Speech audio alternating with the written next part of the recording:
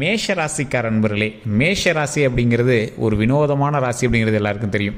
மற்றவர்களை விட சிறப்பாகவும் வேறு ஒரு வகையில் யோசிக்கக்கூடிய திறன் கொண்டவர்கள் இந்த மேஷ ராசிக்காரர்கள்.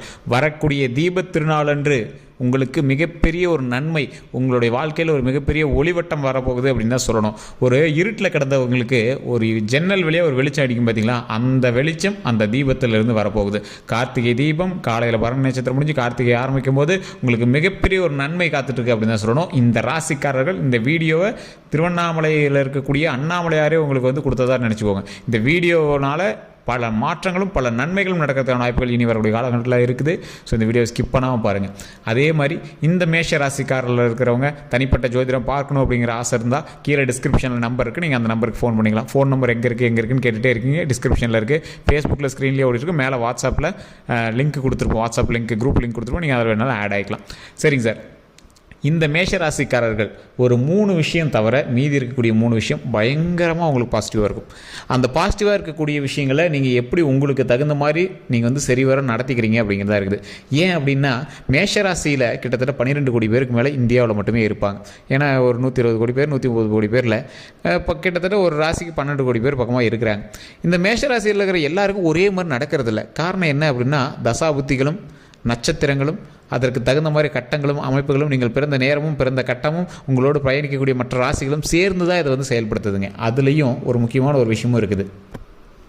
இந்த ராசிகளுக்கு துணை நிற்கக்கூடிய சில முக்கியமான கடவுள் இருக்கிறாங்க. யார் ஒருவர் தன்னுடைய குலதெய்வத்தை மறக்காமல் வணங்குகிறார்களோ அவர்களுக்கு எந்த ராசிக்காரராக இருந்தாலும் அவர் கூட வந்து குலதெய்வம் துணையாக இருக்கும். சார் கடவுள் இப்படி கும்பிட்டா அப்படி கும்பிட்டா, ஆனால் என்ன பணம் கிடைக்கல சார், கடனில் இருக்குது சார், அந்த மாதிரி யோசிப்பாங்க. சார் இது வந்து பணம் அப்படிங்கிறது பொருள், உங்களுக்கு தான் அதற்கான மதிப்புகள் இருக்குது. அது வந்து ஒரு பொருள், ஒரு காகிதம். ஸோ கடவுள் வந்து இதை பணம் வேணும் அதை வேணும்னு நீங்கள் கேட்குறத விட மன நிம்மதியும் மகிழ்ச்சியும் வேணும் அப்படின்னு கேட்டு பாருங்கள், அது கடவுள்கிட்ட இருந்து அதிகமாக கிடைக்கும். அதே போல் உடல் ஆரோக்கியம் நீண்ட ஆயுளும் வேணும்னு நம்ம கேட்கணும், அது கடவுள்கிட்ட இருந்து அதிகமாக கிடைக்கும். ஸோ இப்படி தான் இறைவனை வணங்கணுங்க. நிறைய பேர் என்ன பண்ணுறாங்க அப்படின்னா பணம் வேணும், கடன்லாம் என்ன அப்படியே இருக்குது அப்படிங்கிற மாதிரி நினச்சிட்டு இருப்பீங்க. இந்த மேஷராசிக்காரில் கண்டிப்பாக இப்போ ஒரு கிரெடிட் கார்டு கடனாவது இருக்கும் இல்லையா, நகையாவது பேங்க்கில் வச்சுருப்பீங்க, அதெல்லாம் சரி பண்ணணும் சார் அப்படின்லாம் நகையாவது பேங்க்கில் வச்சுருப்பீங்க. இந்த மாதிரி நிறைய விஷயங்கள் சின்ன சின்ன விஷயங்கள்லாம் உங்களுக்கு இருந்தது தான் இருக்கும். இந்த ராசிக்காரர்கள் ஒரு வினோதமான ராசிக்காரர்கள், வஞ்சனை இல்லாத ராசிக்காரர்கள், மிகப்பெரிய ஒரு வல்லுநர்கள் அப்படின்னு தான் சொல்லணும். எந்த ஒரு விஷயத்தை எடுத்தாலும் அதை வேறு வேறு கோணத்தில் செயல்படுத்தக்கூடிய வினோதமான வல்லுநர்கள். இந்த ராசிக்காரங்களில் நிறைய பேருக்கு அறிவுத்திறன் கொஞ்சம் அதிகம் அப்படின்னே சொல்லலாம். ஒரு தோற்றத்தை வைத்து இவர்கள் வந்து இப்படி தான் இருப்பாங்க அப்படின்னு கணிக்கக்கூடியதில் இந்த மேஷராசிக்காரில் ஈஸியாக கணிச்சிடலாம். சார் அந்த மேஷராசிக்காரர்கள் கொஞ்சம் டாலாக இருப்பார், கொஞ்சம் ஹைட்டாக இருப்பார், இல்லைனா கொஞ்சம் குள்ளையாக இருப்பார், இந்த மாதிரி டக்குன்னு அவங்களை வந்து கணிக்க முடியும். கொஞ்சம் குழந்த மாதிரி இருப்பார், ஃபேஸ் குட்டியாக இருக்கும், இல்லை தாடி வச்சுருப்பார். இவர் ஃபுல்லாக ஒரு மாற்றம், அவரோட கேரக்டரிஸ்டிக்ஸ்லேயும் அவருடைய மேக்கப்லேயும் அவருடைய நடை உடை பாவனையிலையுமே ஒரு மாற்றம் தெரியும். மக்கள் சேவையில் அதிகமாக ஈடுபடக்கூடியவர்கள் மேஷராசிக்காரர்கள், முருகனுடைய அவதாரமாக இருக்கக்கூடியவர்கள் மேஷராசிக்காரர்கள். இந்த மேஷராசிக்காரர்களை பொறுத்த வரைக்கும் ஒரு 3 விஷயத்தில் கொஞ்சம் ஜாக்கிரதையாக இருங்க, மற்ற எல்லாமே சூப்பராக இருக்குது. அந்த 3 விஷயம் எச்சரிக்கையாக இருக்கிறதும் ஒரு சிலருக்கு தான், எல்லாருக்கும் பொருந்தாது. அதே மாதிரி மற்ற எல்லாமே சூப்பராக இருக்குன்னு சொன்னோம் பார்த்தீங்களா, அதுவுமே ஒரு சிலருக்கு தான் மேஷராசியில், மீதி இருக்கிறவங்களுக்கு பொருந்தாது.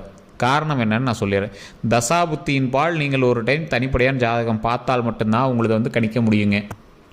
இந்த ராசிக்காரர்கள் அவர்களுடைய பிறப்பிடத்தில் இருந்து வேறொரு இடத்துக்கு படிக்கிறதுக்காகவோ இல்லை வேலைக்காகவோ போயிட்டுருப்பாங்களே தவிர மறுபடியும் பூர்வீகத்தை நோக்கி வாழக்கூடிய முக்கியமான ராசியில் இந்த மேஷராசி ஒன்றுங்க. மேஷராசிக்காரர்கள் எப்பொழுதுமே தாய் தந்தையரை பத்திரமா பார்த்துக்கணும், தாய் தந்தையர் கூடவே இருக்கணும். அப்போ தான் உங்களுக்கு பலமே. வேலைக்காக வெளியே போகிறீங்களா, அவங்கள கைவிடக்கூடாது, எப்போ வாங்கி கொடுக்கணும், இதுதான் உங்களுக்கு பலமே. அதே போல் இந்த ராசிக்காரர்கள் கவனமாக இருக்க வேண்டிய முக்கியமான விஷயம் இதோ 3. என்னென்ன தெரியுமா? ஃபஸ்ட்டு விஷயம் வாகனம். வண்டி வாகனத்தில் ரொம்ப ரொம்ப ரொம்ப ரொம்ப கவனம் தேவை. வண்டி சம்மந்தப்பட்ட எந்த வேலையாக இருந்தாலும் சரி, ஒன்றே வண்டிக்கு செலவு பண்ணுற மாதிரி இருக்கும். சார் இப்போ தான் சார் ஆயில் சர்வீஸ்லாம் பண்ணேன், நீங்கள் சொன்ன மாதிரி இப்போ கொஞ்சம் செலவாச்சு சார் அப்படிம்பீங்க இல்லையா. வண்டி எங்கேயாவது அடிப்பட்டோ இல்லை ஏதாவது சின்ன சின்ன செலவுகள் உங்களுக்கு ஏற்பட்டிருக்கும். சும்மா இருக்கிற வண்டி திடீர்னு பேட்டரி உட்காந்துருக்கும், பேட்டரி போடணும்பான். நார்மலாக இருக்கிற வண்டிக்கு ஆயில் சர்வீஸ் பண்ணணும், ஆயில் அதிகப்படுத்தணும், ஆயிலை வந்து அதிகப்படுத்தி கொடுக்கணும் அப்படிம்பாங்க. அதே மாதிரி ஏதோ ஒரு சில வண்டி சம்மந்தப்பட்ட விஷயங்களை ஆல்ட்ரு பண்ணுறதோ அசரிஸ் வாங்குறதோ ஏதோ ஒன்று வந்து வண்டிக்காக பண்ணுவீங்க. இது வந்து பாயிண்ட் 1. உங்கள் வண்டியை வேறு ஒரு கொடுக்கக்கூடாது. உங்களுடைய நீங்கள் வண்டியில் போகிறீங்க அப்படின்னா மற்றவனை தேவையில்லாமல் எவனோ ஒருத்தர் லிஃப்ட் கேட்டு போகக்கூடாது. அவனுடைய நேரம் உங்களை தட்டுறதுக்கான வாய்ப்புகள் இருக்குது. கொஞ்சம் பார்த்து பொறுமையாக இருக்கணும். வண்டியில் ஸ்டண்ட்டு, இந்த வண்டியில் ஸ்பீடு போகிறது, இந்த மாதிரி விஷயங்கள்லாம் இருக்கவே கூடாது. ரீல்ஸ் போடுறதுக்கோசரம் ஸ்டைல் பண்ண சார் அப்படிலாம் இருக்கவே கூடாது. அதெல்லாம் முன்னாடி ஞாபகம் வச்சுக்கோங்க. அதே போல் இரண்டாவது விஷயம், குடும்பத்திற்குள்ள நாவடக்கம் தேவை. சின்ன சின்ன பிரச்சனைகள் இருக்கிறதுனால வாய்ப்புகள் இருந்தாலும் குடும்பத்துக்குள்ளே நீங்கள் நாவை அடக்கி அதற்கு தகுந்தாற்போல் செயல்பட்டால் மட்டுமே தப்பிக்க முடியும்.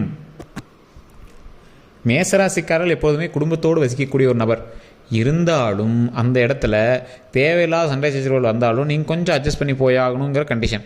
கொஞ்சம் பொறுமையாக ஹேண்டில் பண்ணுங்கள். எந்த ஒரு ப்ராப்ளம் வராமல் இருக்கணும் அப்படின்னா நீங்கள் கொஞ்சம் பொறுமையாக உங்களுடைய வார்த்தைகளையும் உங்களுடைய வசனங்களையும் உங்களுடைய செயல்பாடுகளையும் நடத்தினால் மட்டுமே நீங்கள் கொஞ்சம் தப்பிக்க முடியும். குடும்பத்துக்குள்ளே அந்யுன்யம் தேவை. குடும்பத்துக்குள்ளே வார்த்தைகள் முக்கியம். கணவன் மனைவிக்கிடையே கொஞ்சம் ஓரளவுக்கு சரியான வார்த்தைகள் முக்கியம். கை ஓங்குறதோ இல்லை இந்த மாதிரி தகாத வார்த்தைகள் பேசுகிறதோ இருக்கவே கூடாது. அண்ணன் தம்பி பிரச்சனையாக இருந்தாலும் நில பிரச்சனையாக இருக்கோ அதெல்லாம் கொஞ்சம் பத்திரமா இருக்கணும். இந்த விஷயத்தில் ஓகேவா இருந்தால் ஓகே தான். மூணாவது எச்சரிக்கையாக இருக்க வேண்டிய விஷயம், டாக்குமெண்ட் சம்மந்தப்பட்ட விஷயங்கள். உங்களுடைய நிலம் பட்டா வகைகள், அதே போல் அந்த நிலம் பட்டா வகையெல்லாம் ஒரு பக்கம் இருந்தாலும் இன்னொரு சைடு வந்து பார்த்திங்கன்னா உங்களுடைய சொத்து விவரங்கள்லாம் கொஞ்சம் வெளியிட்டிருக்கோ இல்லை டாக்குமெண்ட்டு அரசியல் சம்மந்தப்பட்டது, இந்த அரசு சம்மந்தப்பட்ட விஷயத்தில் டாக்குமெண்ட்டு பட்டா இதெல்லாம் வேறு சரி பார்த்துருக்கிறதோ, பேன் கார்டு சரி பார்க்குறதோ, ஆதார் சரி பார்க்குறதோ, ஏதோ ஒரு சின்ன கரெக்ஷனாவது இந்த டைமில் நீங்கள் பண்ணியிருப்பீங்க.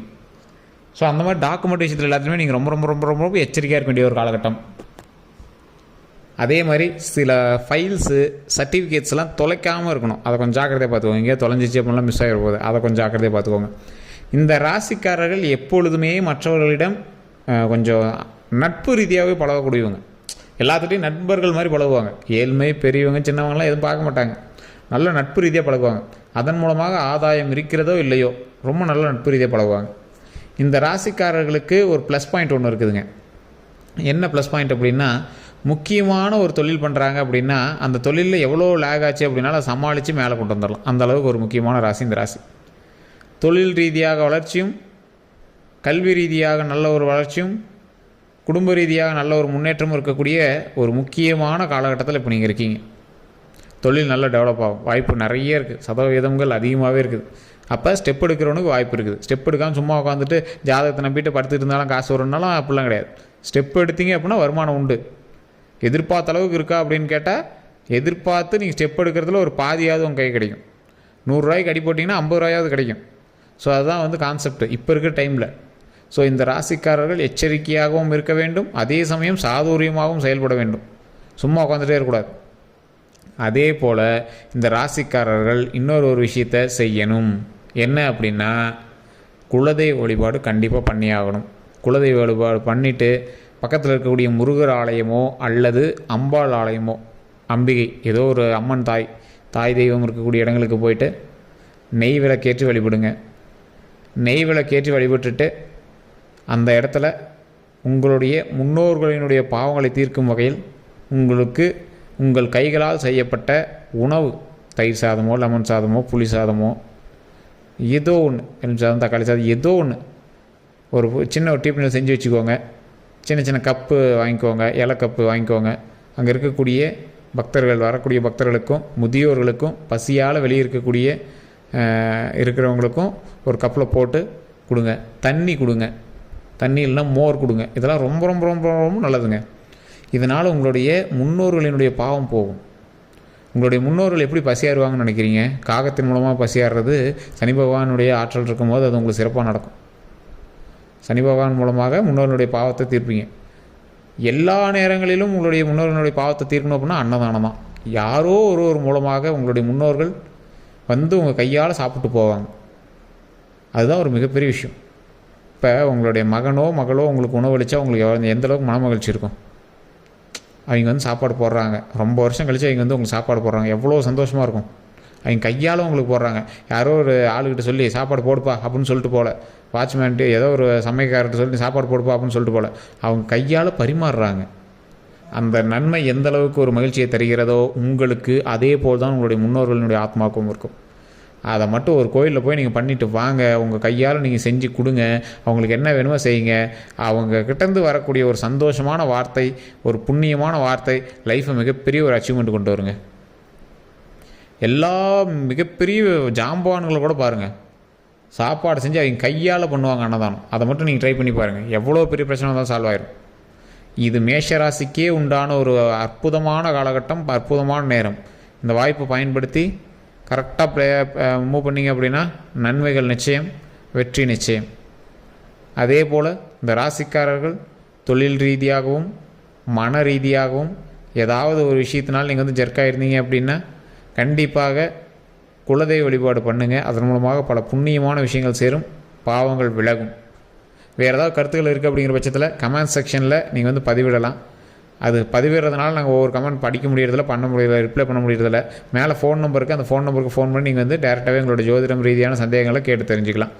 ஸ்க்ரீன்லேயே வந்து நம்பர் ஓடி இருக்குது, அந்த நம்பருக்கு நீங்கள் வந்து பேசி தெரிஞ்சுக்கலாம். எல்லோருக்கும் நன்றி நண்பர்களே.